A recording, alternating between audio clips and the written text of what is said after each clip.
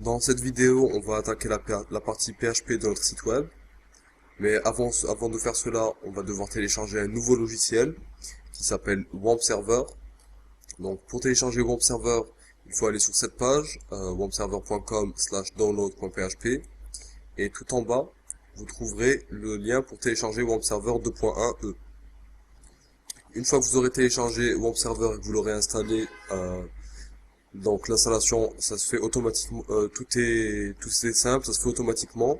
Et à la fin, on vous demandera juste de spécifier le SMTP et l'email. Donc ça, vous laissez tel quel, ça sera par défaut localhost et you at your domain. Donc vous laissez ça tel quel. Une fois que vous avez installé WAMP, vous pourrez le lancer, voir ici une icône WAMP. Donc si vous avez WAMP en anglais, il vous suffit de faire un clic droit ici et d'aller dans langue français, French. Ensuite, si l'icône de WAMP est rouge, ça veut dire que le serveur est hors ligne. Donc vous allez sur l'icône, vous faites un clic gauche et vous cliquez sur démarrer les services. Bon, là en l'occurrence, ils sont déjà démarrés. Ensuite, pour créer des pages, pour avoir notre dossier formation, pour pouvoir y accéder, donc vous allez par défaut, c'est C2 points, WAMP, www, vous créez un nouveau dossier, vous lui donnez le nom que vous désirez, par exemple je l'ai appelé formation, et dedans, on va créer nos pages web. Donc là, ce que j'ai fait moi, c'est que j'ai repris le dossier image et la fiche CSS qu'on avait créé pour le site HTML, et j'ai rajouté un nouveau document, c'est un fichier index.php, mais le contenu, c'est tout simplement le contenu de index.html. Donc rien n'a changé pour le moment. Très bien, donc là ce qu'on va faire, c'est qu'on va enlever ce qu'il y a dans la balise, dans le bloc core, et on va insérer ici du PHP. Donc ce qu'il faut savoir, c'est que le PHP marche avec le HTML, donc une page PHP contiendra toujours du HTML et du CSS. C'est un langage qui vient s'ajouter aux autres. Pour coder en PHP, ce qu'on fait, c'est qu'on ouvre l'espace PHP avec la balise crochet point d'interrogation PHP et qu'on la referme avec point d'interrogation et crochet fermant. Donc entre ces balises, c'est là qu'on écrira notre code en PHP. Bon, déjà pour écrire par exemple un simple message à l'écran, si je veux écrire bienvenue, je vais tout simplement écrire echo. Donc on va utiliser la fonction echo et entre guillemets double ou entre apostrophes, on va écrire le texte qu'on veut voir à l'écran. Donc là par exemple, je vais mettre bienvenue. On referme et on finit chaque instruction par un point virgule. J'actualise. J'actualise ici. Bon, normalement ça ne devrait pas tarder vu que on appelle un site qui est sur son ordinateur, on appelle ça un site en local. Bon, là je sais pas pourquoi ça tarde, normalement ça ne devrait pas tarder du tout. Donc ici on peut mettre des apostrophes ou des guillemets doubles. Qu'est-ce que ça change concrètement? Si on a par exemple un texte, on va dire c'est moi, on voit que le C est en gris et que et moi est en noir. Donc là ce que ça veut dire, c'est tout simplement que PHP a compris que l'instruction se commençait ici et terminait ici. Donc ce qu'il faut faire pour éviter ça, soit on peut mettre des guillemets doubles, donc on va mettre ici des guillemets doubles à la place, soit on peut mettre ici, au niveau de l'apostrophe qui est dans notre texte, on peut mettre un anti-slash, juste avant l'apostrophe, on appelle ça échapper l'apostrophe.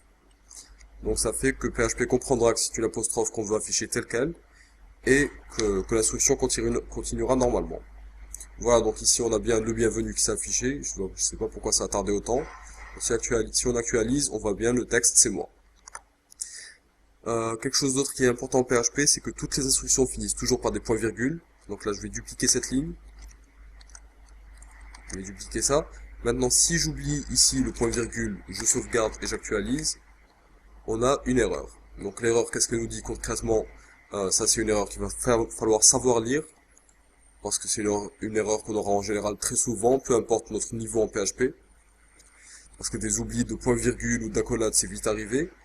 Donc l'erreur, qu'est-ce qu'elle nous dit? Elle nous dit on s'attendait à avoir une virgule, ou dans notre cas un point-virgule, dans le fichier index.php et à la ligne 44. Donc j'ouvre mon fichier index.php, je vais à la ligne 44. Je vois que juste avant, en effet, il manque un point virgule. Donc je mets le point virgule, j'actualise, et on a bien notre page qui s'affiche. Un autre point en PHP très important et qu'on va beaucoup utiliser, c'est les variables. Donc une variable, qu'est-ce que c'est? C'est tout simplement, on peut dire que c'est un espace réservé. Par exemple là je vais mettre variable nom. Donc on déclare une variable avec le symbole $. Bon moi j'appelle ça S, donc vous m'entendrez souvent dire S variable. Donc on déclare ça avec nom et on lui donne une valeur. Donc là je vais lui donner une valeur par exemple prénom. Donc voilà une variable, comme son nom l'indique, elle est variable, elle est amenée à changer. Donc on pourra effectuer dessus quelques opérations. Là, on va tout simplement afficher notre variable. Donc on va écrire echo s nom. Donc sans guillemets, sans rien du tout. Juste le nom de la variable. On actualise, on enregistre et on actualise ici. Et on a bien prénom qui s'est affiché. Donc une variable peut contenir trois types d'éléments. On peut contenir soit du texte, soit des nombres. Bon, les nombres, on n'est pas obligé de les mettre entre guillemets. On peut juste écrire le nombre. Et là, si on actualise, on a bien 15. Une variable peut aussi valoir un booléen, ce qu'on appelle un booléen. Donc ça s'écrit comme ça. B-O-O-L-E-E-N. Donc un booléen, qu'est-ce que c'est? On y reviendra plus tard. Pour le moment, il faut juste savoir que ça peut être soit true, soit false. Donc vrai ou faux. Si c'est faux, ça affiche rien, même si c'est true, normalement ça n'affichera rien du tout. Ça affiche 1 plutôt. Ça affiche 1 si c'est true et 0 si c'est false. Donc, qu'est-ce qu'on peut faire? On peut mettre des nombres ici, on peut mettre 15 par exemple, et dans echo, on peut mettre par exemple echo non plus 30, ça nous donnera 45. On peut également mettre s non 2 égale 30 d'ailleurs, et mettre ici echo s non plus s non 2, ça nous affiche toujours 45. On peut bien sûr utiliser ici tous les symboles mathématiques, donc moins, multiplier et diviser. Et ici, ce qu'on peut faire, c'est qu'on peut donner à notre nom, à notre variable, on peut créer une autre variable, s, par exemple résultat, égale s nom plus s nom 2. Donc on peut faire directement une variable à partir des résultats des autres variables. Et ici, il nous suffira de mettre echo s résultat, et on a bien 45 qui s'affiche toujours. Maintenant, avant d'aller plus loin, on va faire quelque chose qui va nous permettre de nous y retrouver plus facilement dans notre fichier index parce qu'il commence à devenir assez grand. Donc, ce qu'on va faire, c'est qu'on va prendre jusqu'à div id égale core, on va prendre tout ce qu'il y a avant, y compris le div, on va couper ça, on va créer un nouveau fichier, et on va coller tout ça dedans. On va enregistrer ce fichier, je vais l'enregistrer par exemple dans top.php, et on va faire de même pour tout ce qui est après notre balise, donc le div core qui commençait ici se termine ici, donc je vais prendre tout ça jusqu'à la fin, créer un nouveau fichier et le mettre dans, par exemple, bottom.php. Voilà. Maintenant, si on actualise, bon, on a juste 45 qui s'affiche. Ce qu'on va faire, c'est qu'on va aller tout en haut, mettre include, ce qui veut dire inclure, entre parenthèses et entre guillemets, top.php. Donc, on lui dit d'inclure le contenu du fichier top.php. Si j'actualise, j'ai bien tout le fichier top qui est là, mais on n'a pas le footer parce qu'on lui a pas dit d'inclure ici en bas, include bottom.php. Et maintenant, on a bien tout notre site qui est là. Là, on remarque que les caractères se sont dégradés. Donc, ce qu'on va faire, c'est qu'on va réouvrir le fichier top. Et on voit ici qu'on est en ANSI as UTF-8. Donc ça, on en avait parlé déjà dans HTML. On va mettre tout simplement encodé en ANSI. Et ici, on va remettre notre texte. Maintenant, si on actualise, tout est revenu comme avant. Je vais faire pareil pour bottom. Encodage encodé en ANSI. Et je sauvegarde. Donc voilà en PHP déjà comment on peut vraiment contracter nos pages web.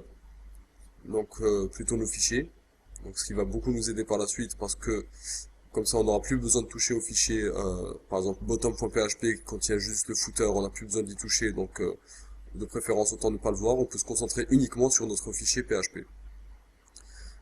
D'ailleurs, j'ai oublié de vous parler en HTML des liens relatifs et absolus. Donc ce type de lien top.php par exemple, on appelle ça un lien relatif. Donc il est relatif au dossier où l'on est.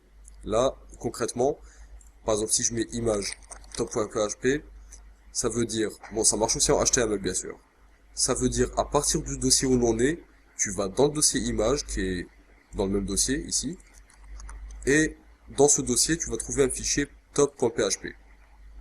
Maintenant si le dossier image était, par exemple si on veut de image repartir un dossier en arrière, ici on met 2./. Donc supposons qu'on est dans le dossier image, là on lui dit tu retournes en arrière d'un dossier et tu trouveras un fichier top.php. Ceux-ci sont des liens relatifs. Les liens absolus, c'est par exemple un lien absolu, il a cette forme, c'est http www par exemple .google.fr. Ça c'est un lien absolu. Peu importe le dossier où on se trouve, il pointera toujours vers google.fr. Donc on remet top.php. On va voir aussi rapidement les commentaires en PHP. Donc comme on avait vu qu'en HTML les commentaires s'écrivaient comme ça. Ici le commentaire et on refermait. En PHP on écrit les commentaires avec 2 slash. C'est des commentaires d'une seule ligne. Donc, la ligne suivante ce n'est plus un commentaire. Pour faire des commentaires sur plusieurs lignes, par exemple disons que je ne veux plus afficher tout ça. Ici je vais mettre slash étoile. Et à la fin de mon commentaire, je vais mettre étoile slash. Donc comme en HTML et en CSS, d'ailleurs ce sont les mêmes commentaires qu'en CSS, tout ce qui est entre commentaires n'est pas pris en compte. Donc là si j'actualise, on n'a plus rien d'affiché, parce que tout est en commentaire. Voilà donc ça c'est les bases du PHP, c'est vraiment les bases. Donc à partir de là, ce qu'on va faire c'est qu'on va voir les fonctions. Petit à petit, on va voir les fonctions, les boucles, les conditions. Et ensuite, on s'attaquera... Bon, on va déjà commencer à coder un peu grâce à ça. Et ensuite, on s'attaquera carrément à la connexion à la base de données, à comment enregistrer des résultats du texte, etc. dans les bases de données. On verra comment faire passer des variables de page en page. Donc, comment mettre, par exemple, ici un formulaire et faire en sorte que tout ce qui est écrit dans les champs du formulaire soit transmis à une autre page ou stocké dans une base de données. Donc peut-être que déjà avant d'attaquer les fonctions et les conditions, on va déjà voir comment transmettre des données, puisque c'est très important. Et ensuite on verra petit à petit comment créer tout un système, un panneau d'administration, un système de connexion pour notre site web. Donc bien sûr comme d'habitude si vous avez des questions ou si vous n'avez pas compris quelque chose, vous pouvez tout simplement laisser un commentaire ou m'envoyer un message privé, je me ferai une joie de répondre à vos questions. A bientôt pour la suite de cette formation.